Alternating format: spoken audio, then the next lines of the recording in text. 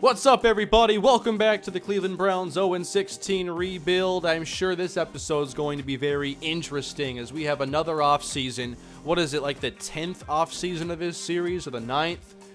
Anyway, I'm recording this right after we had the AFC title game, and obviously we lost that game. It was a strange ending to a very good game, but ultimately the Colts quarterback Patrick Nichols gave us all kinds of issues, and we also saw them win the game at the end after faking a game-winning field goal and then us throwing a pick six, not knowing the overtime rules. Like, it just didn't make any sense, but either way, it looked like the team that should have won did win. Unfortunately, it wasn't us. We had a phenomenal year from Anton Greenberry, and he played great in the playoffs as well. Ace Harrison stepped up, and he made all kinds of plays in the passing game during the postseason. We have two receivers that go for over 1,000 yards. Like, this team, they're built around offense, that is for sure. We have some young pass rushers that might help us take our defense into the future, but we're definitely going to lose some players today. At the end of last episode, I'll show that here. We received a financial probation warning saying that if our balance for funds is negative at the end of next season, I am going to lose the Cleveland Browns. So my priority now has to be getting our funds in order, which I thought I did a couple years ago, but apparently I spent too much and we couldn't make it all back this year. So we're 13 in the hole, and obviously playing road playoff games hurt even more so. That's less of a chance we had to make that money back, because we wouldn't have paid those salaries if we weren't playing in the postseason, but because we were, it cost me extra funds. So as a guide, I'm going to use this right here. $122 million appears to be how much we spent on the team a year ago. And that's way below the cap, but teams can't always play up to the salary cap. You have to be able to make the money, and that's why you have big market teams and small market teams, and there's a difference between the two. So, 122, I'm going to write that number down. I want to stay under that, and I don't think it'll be too difficult. I will have to spend some money just to keep some of our players, though, so it's probably going to get down to 20, 25, 30. We'll see how re-signing goes here, but I'll have to make some very key signings that are cheap and try to keep this team together as much as possible. This is a big challenge for me.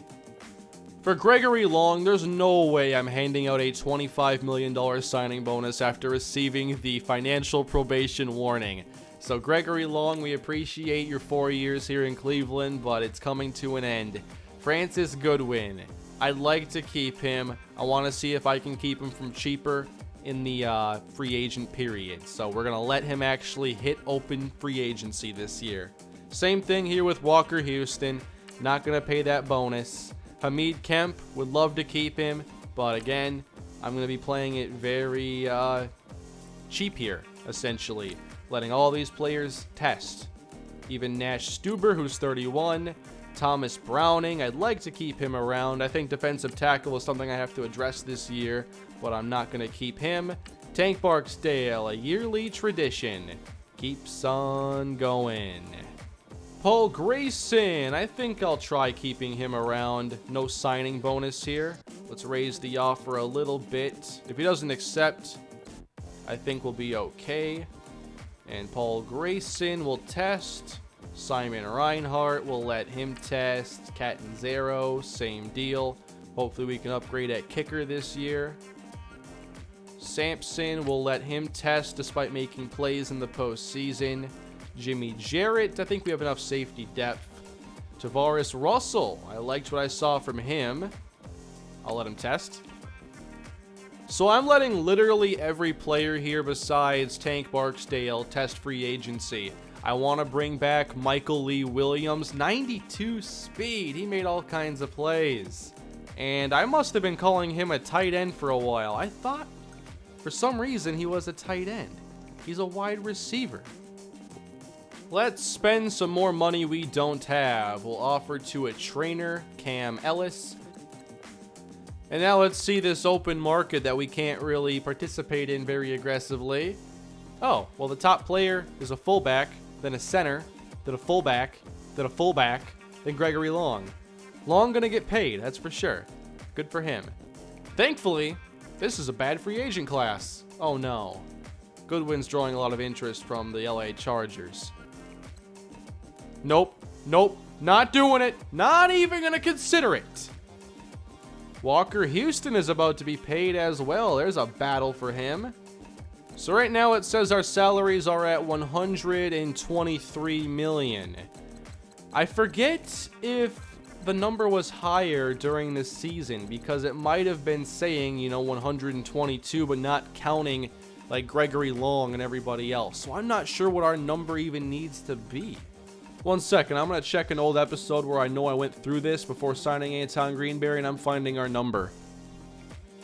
Alright, I found it. It's 146. So I think that we need to stay around 130. Somewhere like that.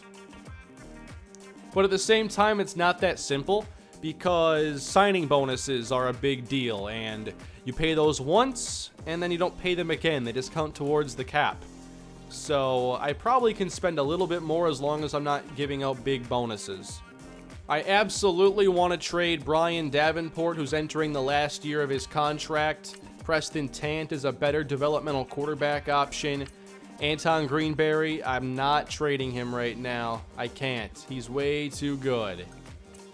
Ace Harrison, I think, will be entering the last year of his contract, so getting another running back, I think, is really important. I've tried, but failed to get a good backup.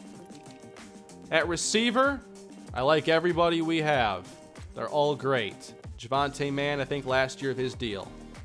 On the offensive line, we're still pretty strong. I shouldn't need to really address that much this season. Guard is another spot, but maybe I don't have to have like 5 great offensive linemen, and instead I can look somewhere else. One thing I like about this team, though, is that we do have 2 young edge rushers that we can continue building this defense around. And Dante Morse just became Rookie of the Year, and I'm going to be upgrading him now to an 87. Arion Wimper is now our top defensive tackle. I would rather give his contract to Gregory Long, but I think his will be even larger. We could use another defensive tackle next to him, but it shouldn't be a top priority. We might have some players here we can develop, like Samuel Franklin. Lawrence Glears is the man in the middle, but who's going to start next to him now with both Merriman and Walker Houston moving on? We'll have to get a linebacker at some point. And corner. That is a big one. For sure. Right now we have 2 second-round picks and 2 fourth-round picks, and all these selections appear to be pretty late in their respective rounds. So if we can get one more good pick for Davenport, might give us enough ammo to move up and down as we need to get the right players for this team. Wow, Hamid Kemp has a nice market too, so I don't think we're going to be able to keep him. If I wanted to, I could try bringing in Marcus Peters and do what we did with Darius Slay and just have a veteran that helps us, keep things moving. And we need multiple corners, so I think I should give a bid to Marcus Peters, and I shouldn't lowball him too much. It won't go past 49 points. I wonder if that's like a glitch, because I've sent it up a couple million bucks and it hasn't even moved the needle at all. So I'm going back to just like 5. And we'll see if he accepts an offer close to that. I said we had to make some value signings. Well, how about Randall Morris? I'll give him an offer. Not a large one, but we need some cornerback help. Paul Grayson rejected us earlier. I'll send him an offer right now. We could bring him home. Fisher Bell. Unfortunately, he already has a larger offer from the 49ers. But as some receiver depth, I will just throw an offer out there.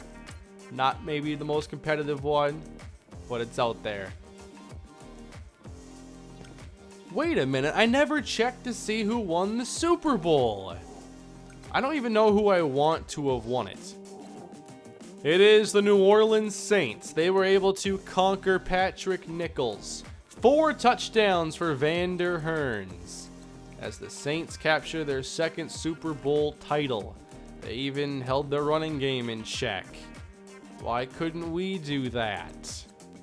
I'll give a 1-year offer out here to Harmon Chavis, who I think would be a good running back too. We've been lucky with Ace Harrison, but we could use a better backup.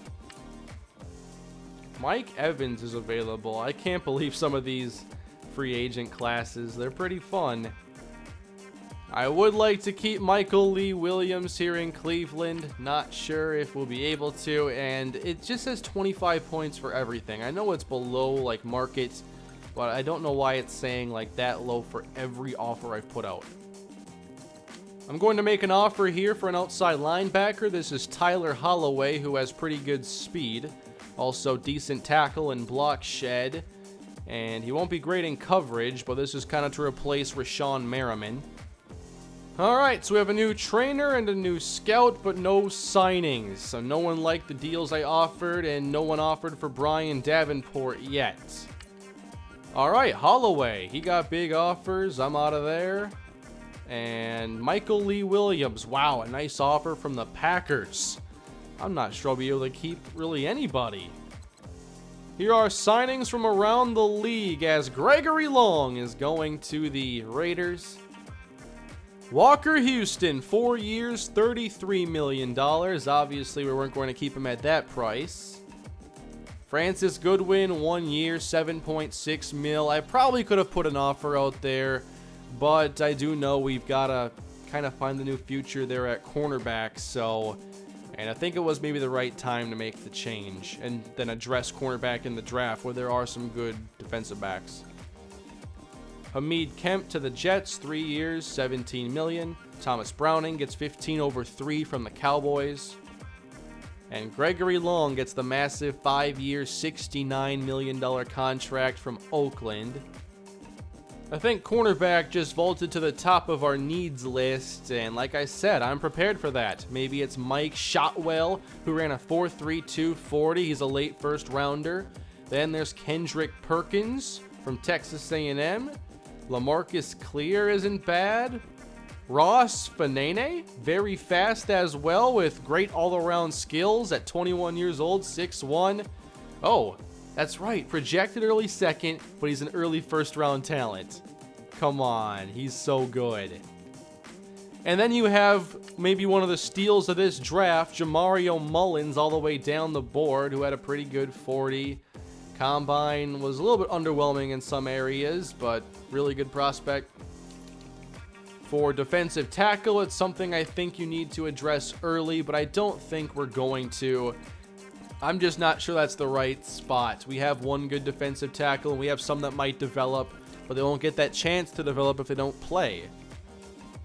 I think we'd get more out of an off-ball linebacker personally. Someone like Oral Savage. 4.57 40, very good bench. He could be a game-changing run stopper. There's Terrell Butler, who's a second-round prospect, but he's slow.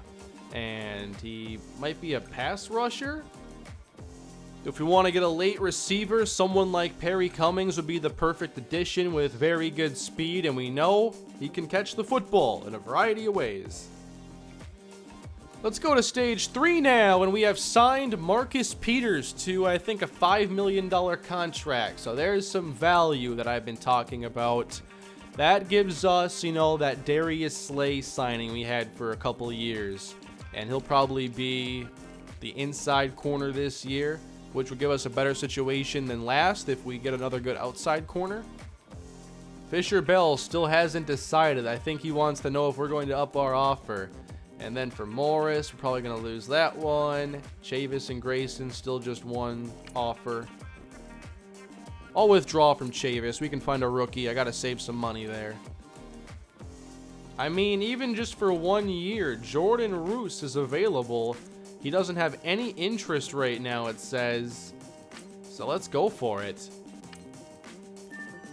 Hey, a center who could be a steal late. Charles McCarron. Very good impact, and then run and block are both passable.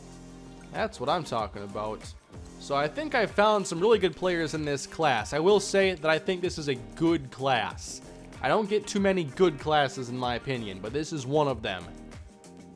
Let's head on to stage 4 now. We have more contracts accepted. However, Fisher Bell is not taking a discount to come back home. Paul Grayson, though, he's going to punt for us. I'm looking for the first team to have a lot of interest here in Brian Davenport, and it's the Chargers. Now, they went to the playoffs, so I want to see if there's anybody else because their picks will be higher. There's the Minnesota Vikings. How good were they this season? They pick at 2. Okay, I'd much rather trade with Minnesota. How about Brian Davenport for a second? Take care of your quarterback problems. No? How about Davenport for a 3 and a 5? Okay, you don't like that at all. How about just the 3 then? Is that fine? No. They won't even do it for their 4th round pick. How about the Chargers? Oh, they'll give us their 2nd round pick. Minnesota just wouldn't. All right. So it is a later 2nd round pick, but now that gives us 3 in the round. And maybe flexibility to move up in the 1st if that's what we decide we have to do. So now we can sim forward to the draft and try to make some big things happen for this team. So we do need to address offensive line, alright? Guard is a must. I'd like to get a running back at some point, so I usually find a way to do that. 2 linebackers maybe, and a corner. So welcome to prime time, everybody, in the 2026 NFL Draft, or 27. Obviously, we're not going to trade up this high if we're going to trade at all, so we'll let the first picks go off the board. But let's at least take a look at my favorite players in the draft. On my draft board right now, there are 54 players, so let's go through our needs. Starting with cornerback, because that might be the most pressing need, or maybe linebacker is. But there are options for us at corner in all kinds of rounds, so I don't think it's something we have to address right away. But if I had my pick of any, I would like to come away with Ross Fanene from Miami. He's a 2nd round prospect, and he would be an absolute steal in the bottom of this round. For linebackers, there are some pass rushers here mixed in, like Gregory Anthony. I'd love to select him later in the draft. But as far as getting a starter next to Lawrence Glears, we have some 1st round linebackers and then like a bunch of pass rushers. So I don't know how I want to handle that one yet. Taking a linebacker in the 1st round isn't something I really wanted to do, especially if I have to trade up. And then for guard, I think we'll have some options here. We could select Charles McCarron and move him to guard, or there are some options here in the first 2 rounds. Remember, 3 2nd round picks and 2 4s. There you go. Take the receivers off the board. 3 in a row. Make it 4. Nope. Just anything that we don't have interest in. I want to see those corners fall as far as possible. Lots of receivers coming off the board this year. I like the way this round is falling so far. It's really players that are not at all on my radar. I mean, 3 running backs here, and then you have like a couple tight ends in the mix. It's making it easier for us to fall all the way to 29 as receivers continue to go. Now that middle linebacker run happens. That would have required a trade up. But we're going to go all the way to the bottom here. That's Shotwell who got drafted. Perkins.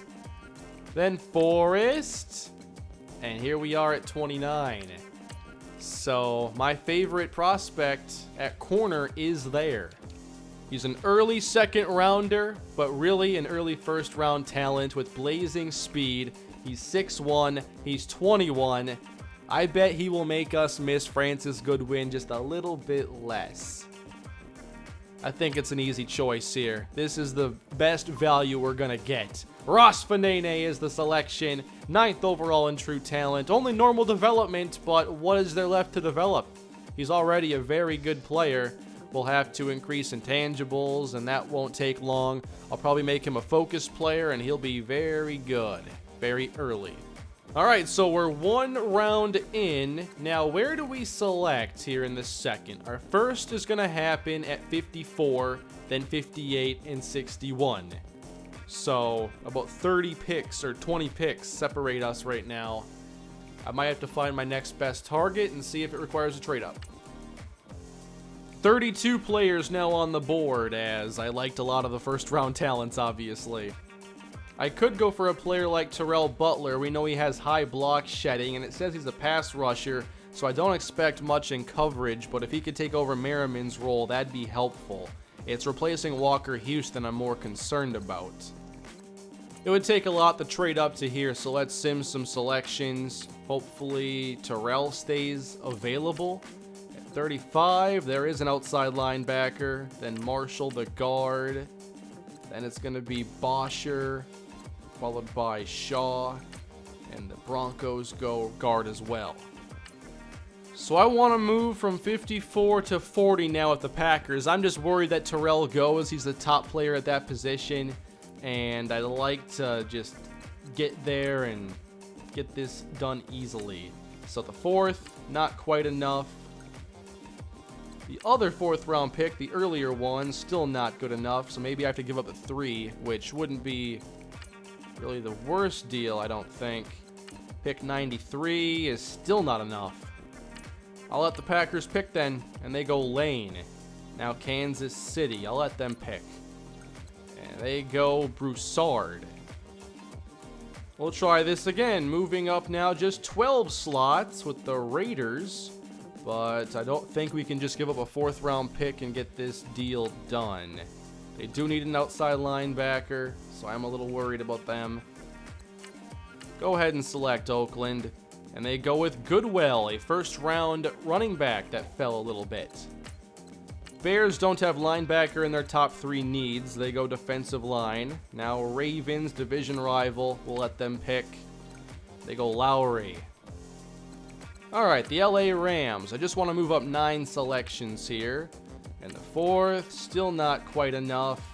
And the early 4th is still probably not enough either. Eagles do need outside linebacker. Maybe this is where I finally make the trade. I'm not trying to move up that far, Philadelphia. So let's just swap the 4. Come on. How about this? We'll throw in our 3rd. We'll swap our 3 for your 4. Can we get the deal done then? That's even worse. There we go. I threw in my 7 with that 4th round pick, and that was enough to move up. I just didn't want to miss out. It's one of those situations where if I miss out, I don't know what the solution becomes. So I do it out of desperation, sort of. But Terrell Butler, I think worst case scenario here is he's just a really good run stopper. He's not very fast, but hopefully still a good football player. And he's 24th in true talent. We can get by with 80 speed. And yeah, him and Glears next to each other, that would be terrible for opposing running backs. And he comes in with poor coverage, which I expected. So, you know, I'm not too mad at this. I think he fits what I was looking for, and he's not quite as slow as I thought he might be. Philadelphia did end up going linebacker. I'm not sure if they would have maybe taken the player that we liked. But now we pick at 58 and 61. 25 players left on the draft board. How many are 2nd round prospects? It almost ends up being none in these situations, and that's exactly the case. I'm just going to fall back here to 74 with the Raiders and also scoop up their 4th round selection. I'm just never a fan of the 2nd round. It is late too, so I could look at some early 3rd round prospects, but they've got to be worth it. Well, here's Bradley Rainier here, and he is a late 2nd round talent, so again, it's a player that is underrated. But his combine wasn't great though. Like, we know his strength is going to be low. He has high impact, high run. His pass block will be decent. He's probably a good player. But I don't think he'd be a starter unless we move him to guard. But it's still probably a good value. Let's go for it here. We go offensive line. He's 64 in true talent. We draft him at 61. And yeah, his strength is really worrisome. We have 2 3s, 2 4s, and a 6th round selection now to make. And the draft board now has just 21 players remaining. There are some 3rd rounders, it looks like, on here. Maybe just one, and it was a tight end. So I'm probably not going to take him, especially with low catching like that. Teams will at times trade with their division rivals in the draft. I'm not sure how often it happens, but the example I always remember was the year the Vikings and Lions swap picks. I forget who the Lions traded up for. It might have been, I don't know, Mikel Lashore or somebody like the 3rd round.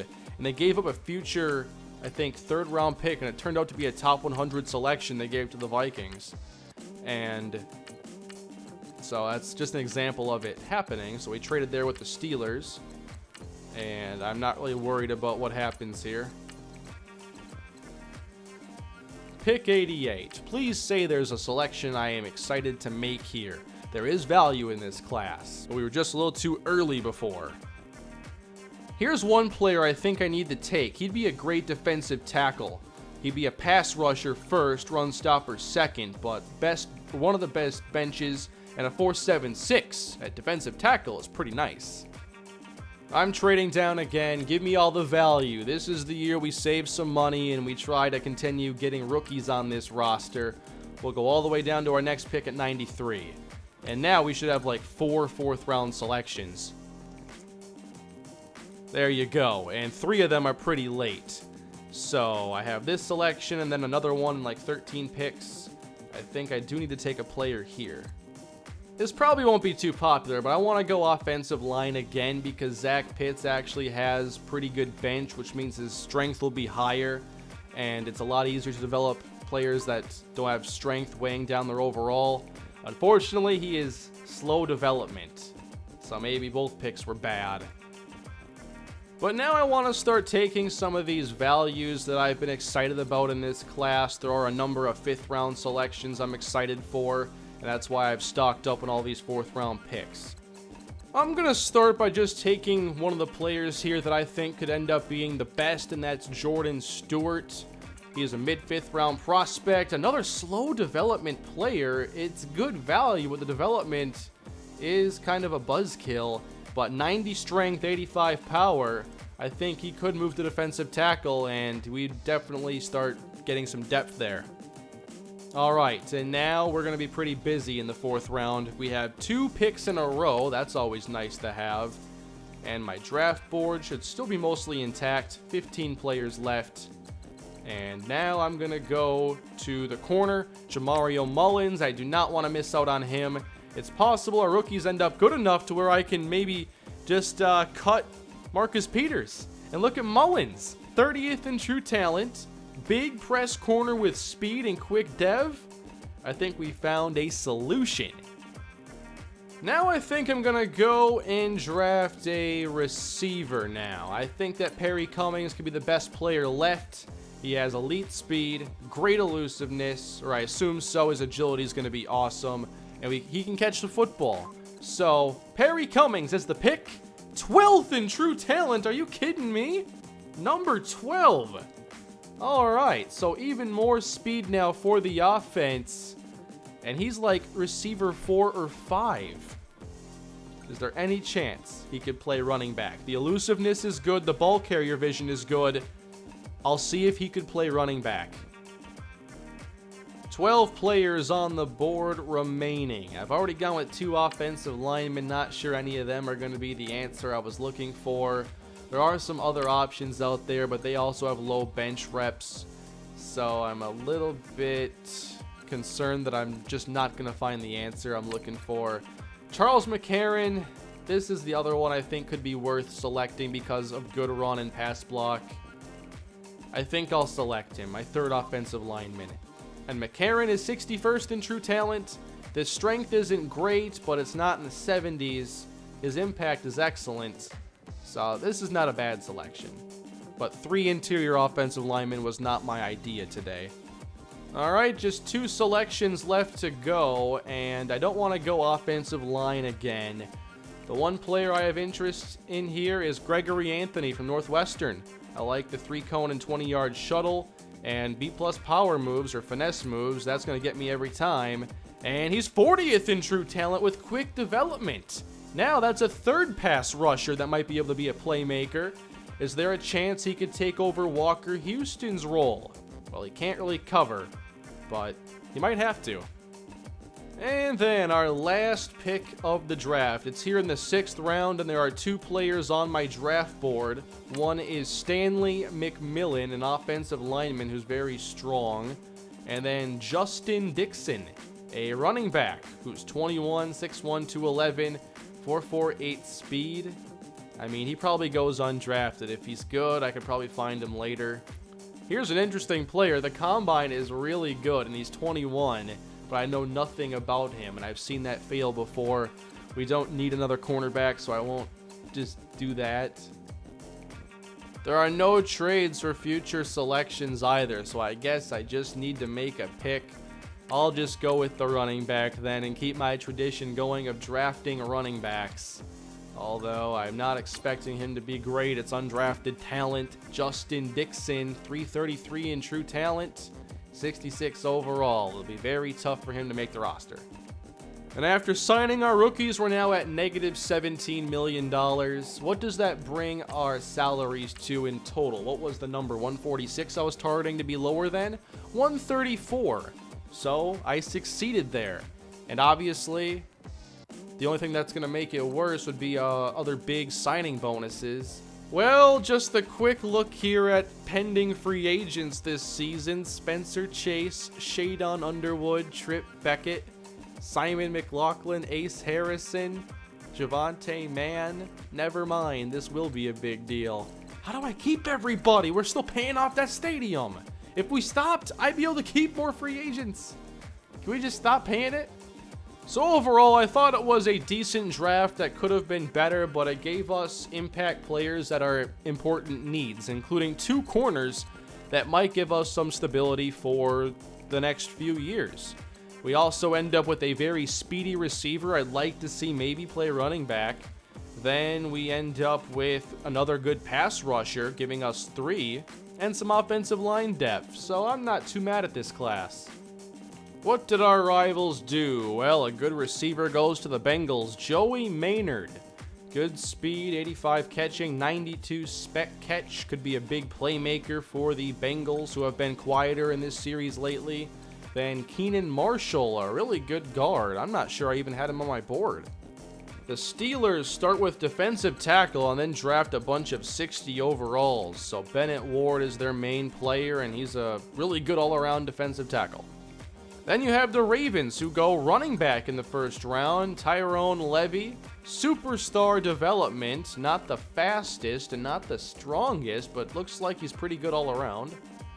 So I'm just curious, how good would Perry Cummings be at running back? He had the high vision, we know he can fly, but what about when you put him at running back? What type of player does he become? Are you kidding me? An 87 overall running back right away? Well, I'm not playing him over Ace Harrison. I don't know if I'll play him at running back this year. I mean, I could. But if we don't keep Ace, look at this. 95 agility, 85 spin, 91 juke. Carrying, where's carrying? 78? Yeah, we can fix that in a year. Wow. That was unexpected.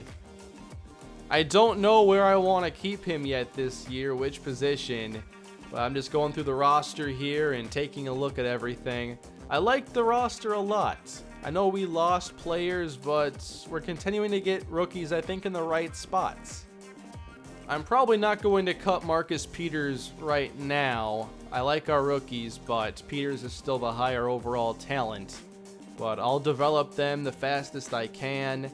Like, we have some options here on this team, and I'll need to fill out the roster still with some free agents. But I'm looking forward to this year and what can happen. I'm not looking forward to the end where we have all these free agents again that are so key. Now it's like our offense is going to be maybe taking a step back after this year. But we'll see what's up next with the Cleveland Browns. You can leave your feedback down below in the comment section. Please leave a like, everybody, and subscribe to the channel. I will see you in the next episode. Have a great day.